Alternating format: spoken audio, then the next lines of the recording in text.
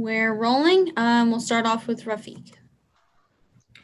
Hey, Coach. Obviously, a difficult loss tonight. How did you feel about Asia Wilson's performance tonight? Yeah, she was very aggressive. Obviously, when you take the best defender in the world right now off the floor, it makes it tougher. But she was aggressive off the bounce. She did a good job at getting to her spots, and that's what great players do. But it made it difficult tonight when you take the best defender in the world out of the game. We'll go to Howard, followed by Michelle. Hi, Curt. You and I have talked about how AT is at the center of almost everything you do. So as you're coaching in real time and that happens, what was your first message to the team, and what are you thinking just strategically about how you alter your plans at that point? Yeah, you have ultimate confidence in your team, but obviously Alyssa Thomas is the centerpiece of what we do. She spearheads our transition game. We play through her in the tunnel a lot. So you have to obviously offensively make some adjustments that way. The other thing that's difficult is she doesn't come out much. So, we don't have that player playing a ton of minutes. So now you got to play a few people out of position that haven't played a lot of four. And again, you just you change your attack midstream. Defensively, we were competitive. We were right there as much as they were pounding the ball into the paint. We had trouble keeping them off the foul line, but again, scheme-wise, she allows us to have such diversity to our defensive game plan. And without her, you don't have as much at your disposal defensively. Michelle? Yeah, Coach, I'm sorry, I was on Bill's Zoom. Were you able to give an update on Alyssa? No, I don't. Don't have anything? I'll find out more. Dislocated shoulder, I believe, is the rumor that was floating around the bench, but that is not confirmed. Not confirmed, and I don't have any update. What about just your team's ability? I mean, I know the result wasn't what you wanted, but I mean, they really did take it without, one of the league's superstars, take it right to the end. Is there some consolation in how well you played despite her absence? Absolutely. Really proud of our tenacity, our fight. We struggled to find an offensive rhythm in the fourth quarter. You got to give them a little bit of credit. But we were right there. And I know that locker room's disappointed that we didn't get to the finish line tonight against them playing the way we were. But we turned it over too much. As good as they were offensively, we self-hurt ourselves with our turnovers. We had a stretch where we had 5 straight turnovers or empty possessions at one stretch, and we just needed more shots on goal.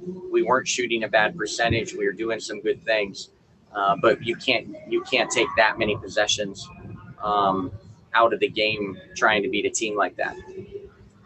Thanks, Coach. We'll go to Alexa, followed by Doug. Hi, Curt. I wanted to follow up on the turnovers point you made. The majority of them, I think 12 of the 18 were in the second half.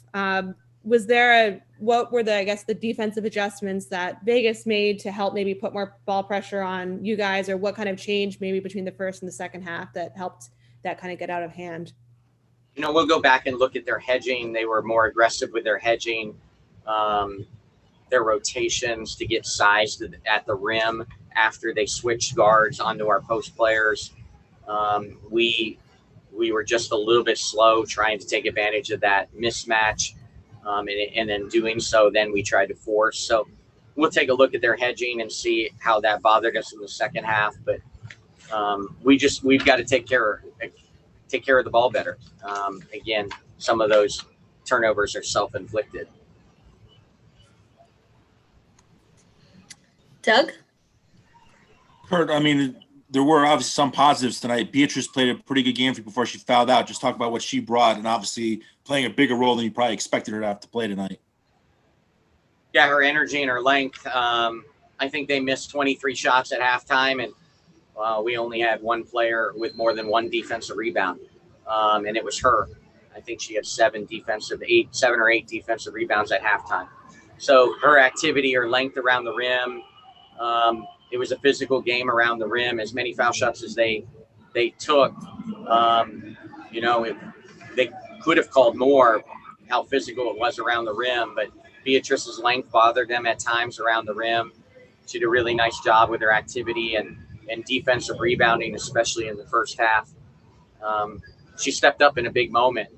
You don't expect your superstar to go down that early in the game. So certainly, hats off to her, and we're gonna need big minutes out of her. Thanks, Coach. We'll go to Adam, followed by Natalie.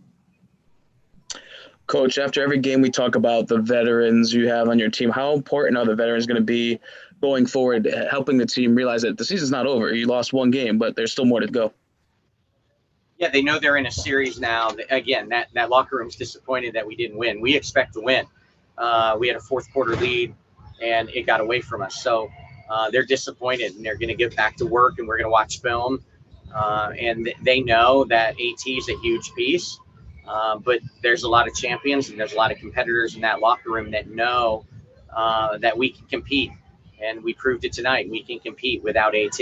And that locker room and that veteran leadership knows it and immediately spoke to it. We'll go to Natalie. You've Sorry. touched upon a couple points, but overall, what did you like from what you saw from the team for most of the rest of the game after AT went out? Yeah, I thought there were stretches where we shot the ball really well. I thought minus the turnovers, we found offensive rhythms and stretches. We had tenacity. We had a fight defensively. There was a lot of positives. Again, that was anyone's game going into the last 3 minutes of the game. And we came up short. Didn't play a great fourth quarter offensively, but we had them on the ropes and we just couldn't finish. So a true credit. I don't think anyone outside of our locker room believes we could beat them when AT went down. But you saw, what veterans do and the pride that we have in our locker room. Okay, that's all. No one else has their hand raised. Thank you.